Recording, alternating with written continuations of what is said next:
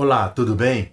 Hoje nós estamos de volta para falar de mais um livro da Bíblia, o livro de Esdras, um livro histórico, antigo e que traz uma narrativa muito importante sobre o povo de Israel.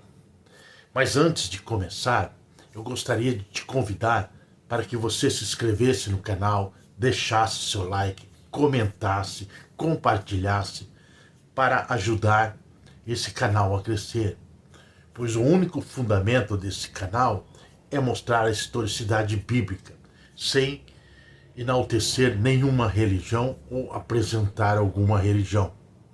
Então, peço esse favor, compartilhe com seus amigos, com alguém da família e vamos estudar a Bíblia. Então, se você já estiver preparado, a gente então podemos começar. Então, você está pronto aí? Livro de Esdras. Esse é um livro histórico do Antigo Testamento, da Bíblia. Ele está posicionado ali geralmente entre Crônicas e o livro de Neemias, e que faz parte da terceira divisão da Bíblia hebraica, o Ketuvim.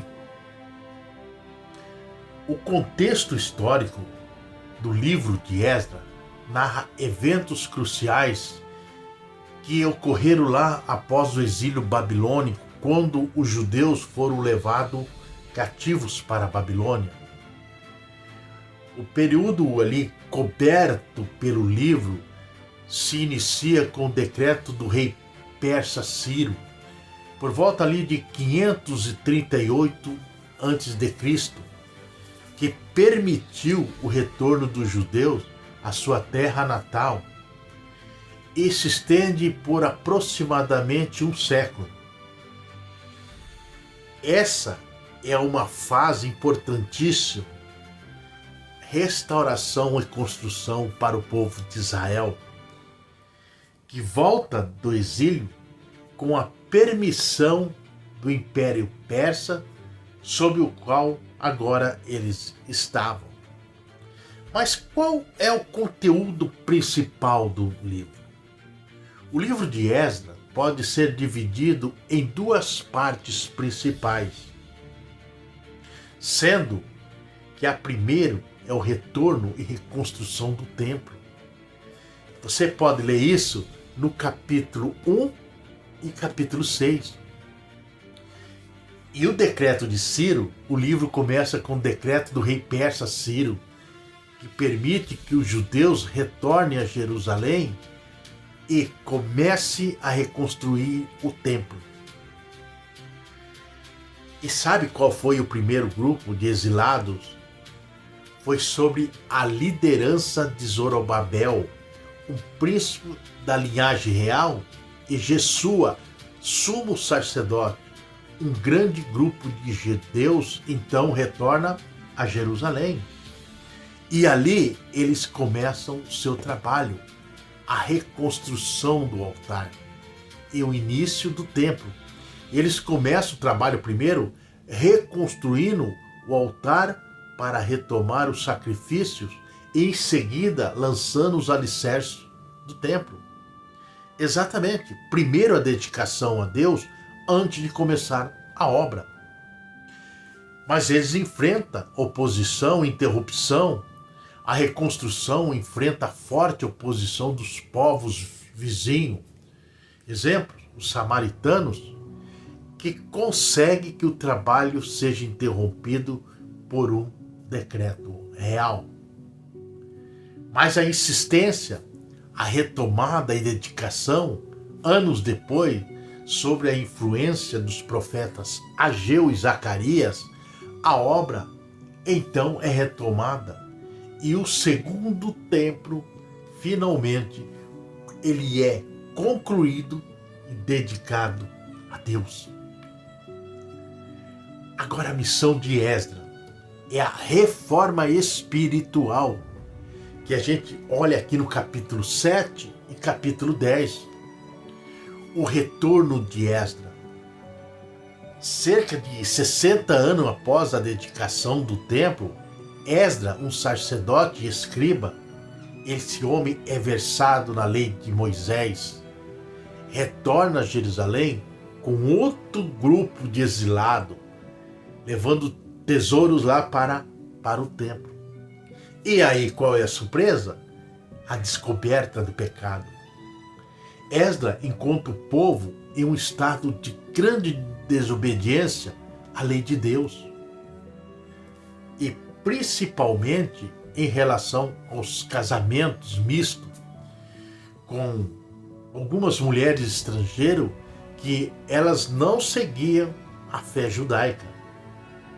O que havia sido ali um seríssimo problema recorrente na história de Israel. E aí o que eu tenho que fazer? Reforma, arrependimento profundamente. Abalado, Esdras lidera um movimento de confissão de pecados e arrependimento. Ele convoca uma assembleia ali onde o povo se compromete a abandonar essas práticas e se voltar para a lei de Deus, inclusive se separando das esposas estrangeiras. É lamentável, é triste, mas era a realidade, porque eles sabiam que não poderia ter casado com mulheres estrangeiras. Mas o tema principal, restauração, renovação, o livro, ele é enfático. A restauração física do templo e da cidade, mas principalmente a restauração espiritual do povo de Deus. Era o mais importante do que o próprio templo. Fidelidade à lei de Deus, ou seja, a Torá, essa importância da obediência à lei de Deus é um tema central, especialmente com o papel de Esdras como escriba e mestre da lei.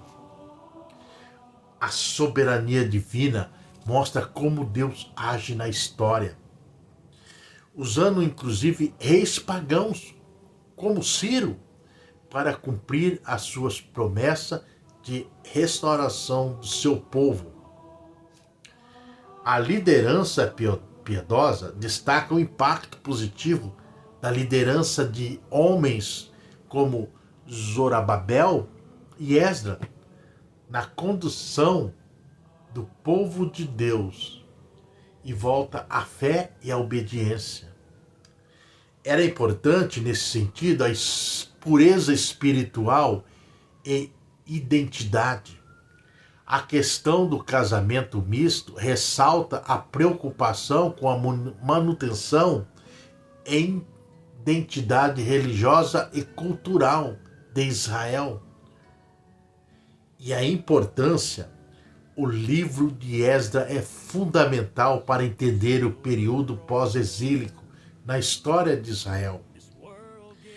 Ele mostra a fidelidade de Deus em cumprir suas profecias sobre o retorno do cativeiro e a reconstrução de Jerusalém.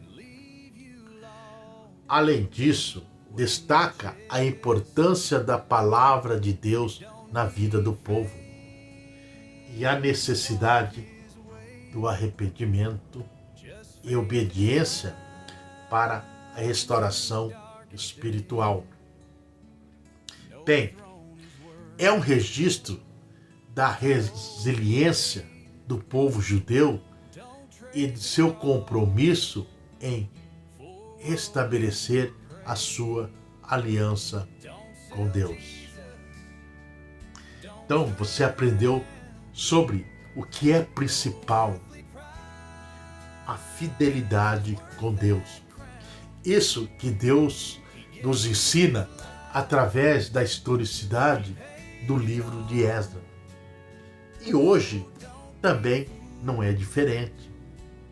Se você gostou dessas narrativas que a gente analisou do livro de Esdras, eu peço que você então se inscreva no canal, deixe seu like e voltamos até o próximo livro que a gente vai estudar com você. Muito obrigado para quem chegou até